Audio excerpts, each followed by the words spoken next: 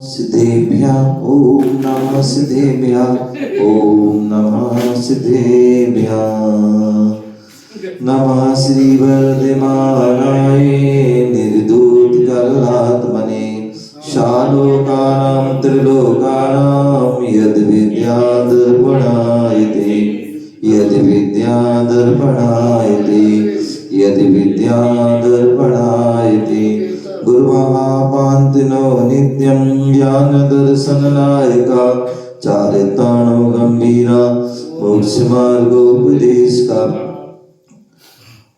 अनंतानंद सिद्ध परमेष्टि भगवान की बोले आदि प्रभु आदि ब्रह्मा आदिनाथ भगवान की बोले चिंतामणि पारसनाथ भगवान की शासन नायक भगवान महावीर स्वामी की परम पूज्य आचार्य भगवान श्री समंत्रभद्र स्वामी की परम पूज्य आचार्य भगवान गुरुदेव विराक्षक जी महामुनिराज की अहिंसा में विश्व धर्म की तीर्थराज संवेद शिखर की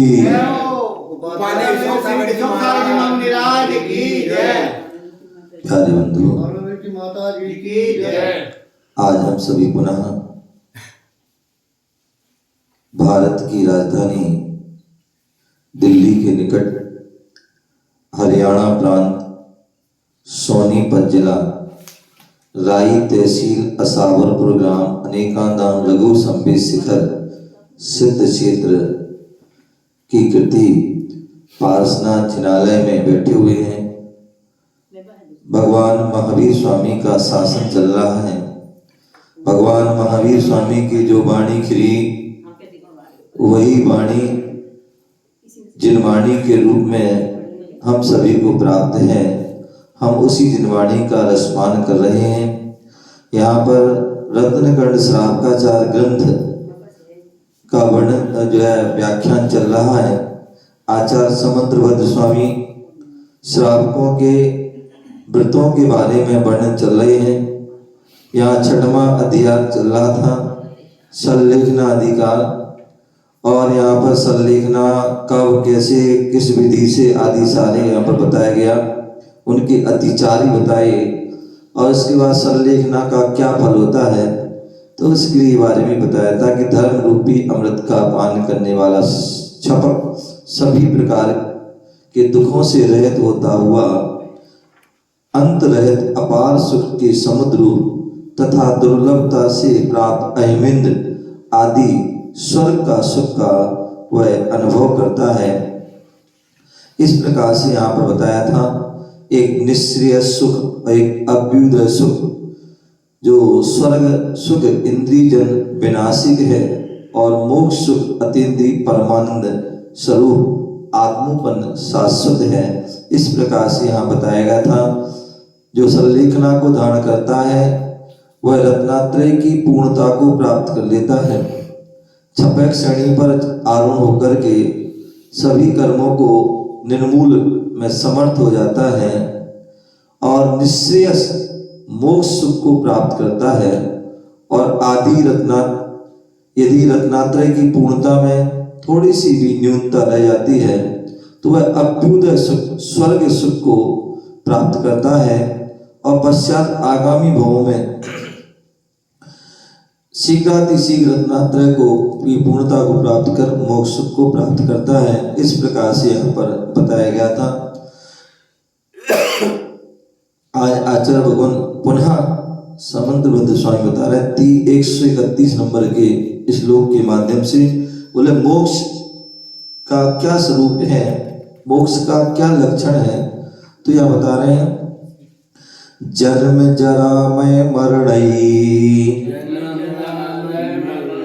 जन्म जरा मैं मरणई, दुःखैर शोकैर दुःखैर भयस् परिमुक्तम्, शोकैर दुःखैर भयस् परिमुक्तम्। पढ़िए, शोकैर दुःखैर भयस्य परिमुक्तम् निर्माणं शुद्ध सुखम, निर्माणं शुद्ध सुखम निश्रेयस मिश्यते नित्यम। एक बार पुनः पढ़ेंगे। जन्म जरा मय मरणैर शोकैर दुःखैर भयस् परिमुक्तम् निर्माणं शुद्ध सुखम् निःश्रेयस मिश्यते नित्यम। हाँ, अब सर एक साथ पढ़िए।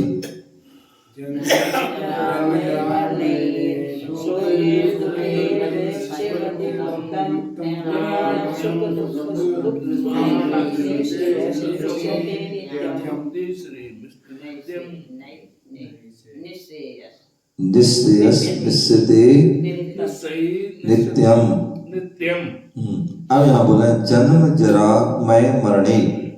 जन्म, बुढ़ापा, रोग, मरण, शोकई दुखी चय भय परिमुक्तम। शोक दुख भयों से पूर्णतया रहित शुद्ध सुखम नित्यम। शुद्ध आत्मोत सुख सहित अविनाशी। निर्माणम निश्चयस स्थिति। निर्माण मोक्ष को निश्चय माना जाता है। बोले मोक्ष की परिभाषा पूछे, मोक्ष क्या है? तो बोले जहाँ पर ना जन्म होता है, ना मरण होता है, ना कोई रोग होता है, ना कोई बुढ़ापा आता है, ना किसी प्रकार का शोक है, ना किसी प्रकार का दुख है, ना किसी प्रकार का पूर्ण भय है। इन सब से पूर्णता रहित है। और जहाँ क्या है? शुद्ध सुख, पूर्णता, पूर्ण रूप से शुद्ध सुख है, जहाँ पर दुख का नाम और निशान भी नहीं है। और ऐसा सुख जो आत्मोत, आत्मा का उत्थान करने वाला है। तो ऐसे शुद्ध सुख आत्मोत जो आत्मा से उत्पन्न होता है। हम सभी के लिए सांसारिक सुख जो है वह पौद्गलिक वस्तुओं से प्राप्त होता है, लेकिन जब सिद्ध अवस्था प्राप्त हो जाते हैं तो वह शुद्ध सुख होता है। वो आत्मा के अंदर ज्ञान का सुख, दर्शन का सुख, वीर का सुख आदि जो है वह शुद्ध आत्मोत सुख सहित अविनाशी। और सांसारिक जो सुख है वो विनाश सहित है, लेकिन सिद्धों का जो सुख है वो अविनाशी, उसका कभी भी विनाश नहीं होता है। निर्वाणम निश्चय मिश्यते। निर्माण जिसे मोक्ष को निश्चय माना है, निर्माण को, मोक्ष को या निश्चय सुख को, ये तीनों ही एकार्थवाची हैं, एक ही उसमें आते हैं। शब्दार्थ जन्म माने उत्पत्ति, जरा माने बुढ़ापा, आमय माने रोग, मरणई मृत्यु, शोकई माने संक्लेश, दुखई माने दुख, भय माने डर, चा और परिमुक्तम रहित, निर्वाणम मोक्ष, शुद्धम शुद्ध माने निर्मल अतीन्द्रिय, सुखम सुख, निश्चयतम कल्याणमय इससे माना जाता है, नित्यम अविनाशी। तो इस प्रकार से यहाँ पर इसको शब्द के अर्थ बताए। विशेषार्थ लोकालोक परिज्ञाता सर्वज्ञ प्रभु ने मोक्ष का स्वरूप वर्णन किया है। ध्यान रखिए, बोले किसी भी चीज का वर्णन कौन कर सकता है? जिसने उसको प्राप्त कर लिया है, जिसने उसका अनुभव कर लिया है, वो ही उसका वर्णन कर सकता है। तो यहाँ बता रहे मोक्ष के स्वरूप का वर्णन कौन कर रहे हैं? जिन्होंने मोक्ष प्राप्त कर लिया है, जिन्होंने लोक और परलोक के ज्ञाता हैं, जिन्होंने लोक और अलोक को सबको जान लिया। ऐसे कौन? सर्वज्ञ प्रभु, अरहंत भगवान, जिन्होंने केवल ज्ञान को प्राप्त कर लिया है, जिन्होंने केवल दर्शन को प्राप्त कर लिया, जिन्होंने चार घातीय कर्मों को नष्ट करके अनंत चतुष्टय को जिन्होंने प्राप्त कर लिया है, ऐसे लोकालोक के परिज्ञाता सर्वज्ञ प्रभु ने मोक्ष के स्वरूप का वर्णन करते हुए कहा है, संसार शरीर भोगो भोग से परिमुक्त। क्या? जो संसार से, शरीर से और भोगो भोग, हम पहले पढ़ चुके हैं पप्पू जी। भोगो भोग क्या है? भोग जिसे एक बार भोगा जाए वो भोग है, और उपभोग जिसे बार बार भोगा जाए उसे उपभोग कहते हैं, या परिभोग भी कहते हैं आदि। तो इस प्रकार से शरीर संसार और भोगो भोग से मुक्त है और संसार जन्म जरा मृत्यु से परे है। मतलब जो संसार शरीर भोगों से भी मुक्त हो गए हैं, क्योंकि जितने चतुर्गति के जो भी जीव हैं वो शरीर और संसार और भोगो भोग से युक्त हैं, लेकिन संसारी जीव मुक्त भगवान कैसे हैं? इन सबसे मुक्त हैं। जन्म जरा मृत्यु से परे, जो जन्म जब उनके जन्म भी नहीं होना है, ना मरण होना है, ना बुढ़ापा आना है। रोग शोक युक्त दुख है और रोग से भी रहते हैं, क्योंकि 18 दोष रहित हो जाए। जो 18 दोषों से सहित होता है वही उसके ही रोग होता है, उसके ही जन्म होता है, उसके ही मरण होता है, उसके ही बुढ़ापा आता है, उसको ही भूख लगती है, उसको ही प्यास लगती है आदि। ये सब क्या है? जो 18 दोषों से सहित होते हैं उनको होता है। लेकिन यहाँ तो वह 18 दोषों से रहित हैं, इसलिए वहां पर न जन्म है, न जरा है, न मृत्यु है, न रोग है, न शोक है, न दुख है, न कोई भय। ऐसे 18 दोषों से रहित हैं, इसलिए वो वीतरागी हैं, निर्मल हैं, अतीन्द्रिय हैं, अविनाशी हैं, शाश्वत सुख स्वरूप अनंत जो है गुणास्पद और जो है परम कल्याण रूप मोक्ष धाम को निःश्रेयस कहते हैं। सामान्यता कहा जाए तो विभाव परिणति रूप अष्ट कर्मों से मुक्त होकर, स्वभाव क्या है? जो अष्ट गुण है वो स्वभाव है। विभाव क्या है? ज्ञानावणी, दशनावणी, वेदनी, मोहिनी, आयु, नाम, गोतंत्र, ये सब क्या है? विभाव। क्योंकि जो है जो अष्ट गुण है वो नष्ट नहीं होते हैं, अष्ट जो कर्म है वो नष्ट होते हैं। तो इसलिए बोले हैं जो विभाव परिणति रूप अष्ट कर्मों से मुक्त होकर लोक के अग्रभाग, कहाँ पर विराजमान है? लोक का जो है अग्रभाग, जो अग्र जो भाग है उस वहां पर सिद्ध शराब पर सदैव के लिए अवस्थित होते हैं। एक बार जो पहुंच गए तो वहां अनंत अनंत काल तक वहीं रहेंगे। तो ऐसे अवस्थित हो जाना ही मोक्ष है। और ये मोक्ष परम कल्याण रूप होने से क्या है? जिसको मोक्ष हो गया समझ लो उसका कल्याण हो गया। अब उसका कभी भी अकल्याण होने वाला नहीं है। अब वो संसार में भटकेगा नहीं, संसार के दुखों को नहीं भोगेगा। तो इसलिए वह कल्याण रूप होने से निःश्रेयस माना गया है। परिभाषा मोक्ष किसे कहते हैं? तो जन्म जरा मृत्यु रूपी महाकष्टों से रहते हैं और अष्ट कर्मों से परे हैं। अनंत गुण स्वरूप जीव की शुद्ध अवस्था को मोक्ष कहते हैं। क्या बोल दिया? जहां पर जन्म भी नहीं हो रहा है, मरण भी नहीं हो रहा है, बुढ़ापा भी नहीं आ रहा है, ये 3 महा कष्ट हैं, इन्हें महारोग भी कहते हैं। हम पूजा करते हैं, वहां पर जल चढ़ाते हैं तो वहां 3 धारा छोड़ते हुए कहते हैं ना, जन्म जरा मृत्यु विनाशनाय। तो ऐसे जन्म जरा मृत्यु रूपी जो है महाकष्ट है, उनसे वह रहित सिद्ध भगवान होते हैं। अष्ट कर्मों से परे, जो अष्ट कर्म माने हमें अनादिकाल से संसार में भटका रहे हैं, उनसे भी परे हो गए।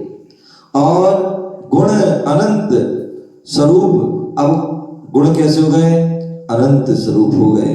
ऐसी जो उस अवस्था को मोक्ष कहते हैं। नित्य शाश्वत रहने वाली अवस्था को नित्य कहते। हमारा शरीर कैसा है? अनित्य है, क्षण भंगुर है, कभी भी कुछ हो जाए। बोले मालूम पड़ा बैठे बैठे ही चले गए।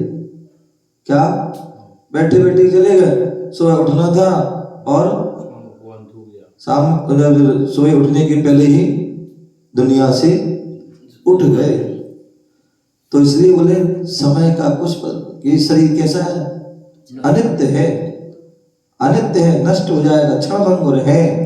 तो इसलिए, लेकिन सिद्ध भगवान कैसे हैं? नित्य हैं, हमेशा रहेंगे। एक बार उस अवस्था को प्राप्त कर लिया फिर अनंत अनंत अवस्था को, अनंत अनंत काल तक वहीं रहेंगे। तो शाश्वत रहने वाली अवस्था को नित्य कहते हैं। हम सभी क्या अशाश्वत हैं, लेकिन सिद्ध भगवान कैसे हैं? शाश्वत है। आत्मा जो है शाश्वत है, शरीर क्या है? अशाश्वत है। मोक्ष अवस्था किस प्रकार है? तो बोले मोक्ष अवस्था जन्म मरण जरा रोग शोक भयादि से रहित शाश्वत अविनाशी, कैसे अविनाशी, जिसका कभी विनाश नहीं होगा, और अतीन्द्रिय, वहां इंद्रियों का कोई काम नहीं, और निष्क्रिय स्वरूप है।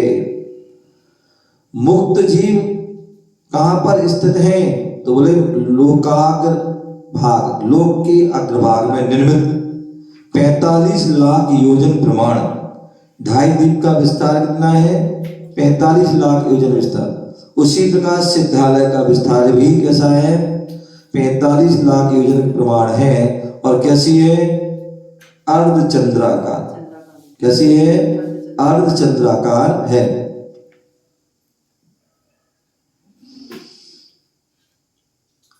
अर्धचंद्राकार सिद्ध शिला पर मुक्त जीव परमानंद, परम आनंद में अवस्थित रहते हैं।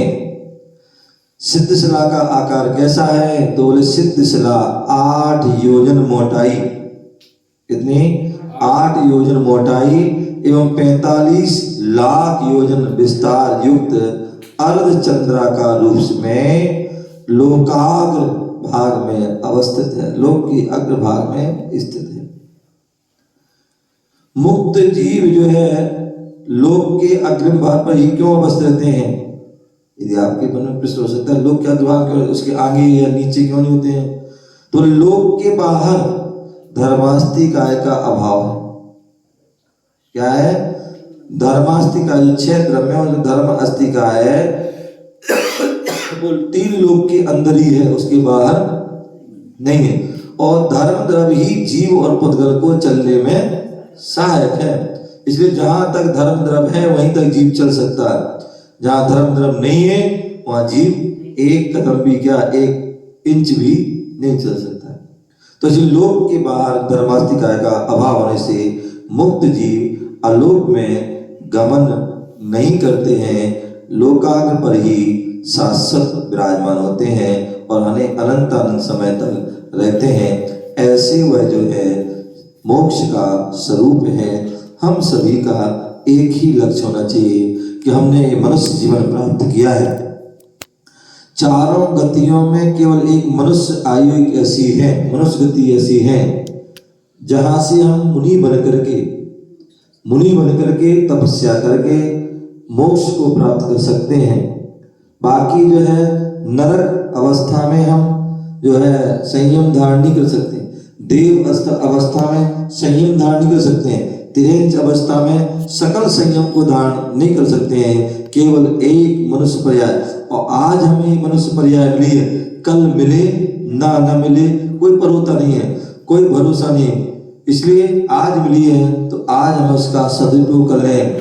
इस मनुष्य पर्याय को पाकर के हम जो है संयम को धारण करें, मुनि बने और संलेखना समाधि करके उत्कृष्ट साधना करके और सिद्धि को प्राप्त करें, मोक्ष को प्राप्त करें और अपने जीवन को सार्थक करें, सफल करें। तो निश्चित ही आपका जीवन शास्त्र सफल हो जाएगा, प्राप्त सिद्धत्व पद को प्राप्त हो जाएंगे, मोक्ष को प्राप्त कर लेंगे। और एक बार जब प्राप्त हो गए तो फिर अनंत अनंत काल तक वहीं रहेंगे। हम उसका सम्यक प्रयास करना है, सम्यक पुरुषार्थ करना है और ऐसा पुरुषार्थ जो मोक्ष की ओर ले जाए, ऐसा मोक्ष को प्रदान करे, उसको प्रतिक्षण प्रतिपल हरदम उसका अभ्यास करते रहें और अपने जीवन को श्रेष्ठ बनाएं। इसी भावना से जय बोलो महावीर भगवान की।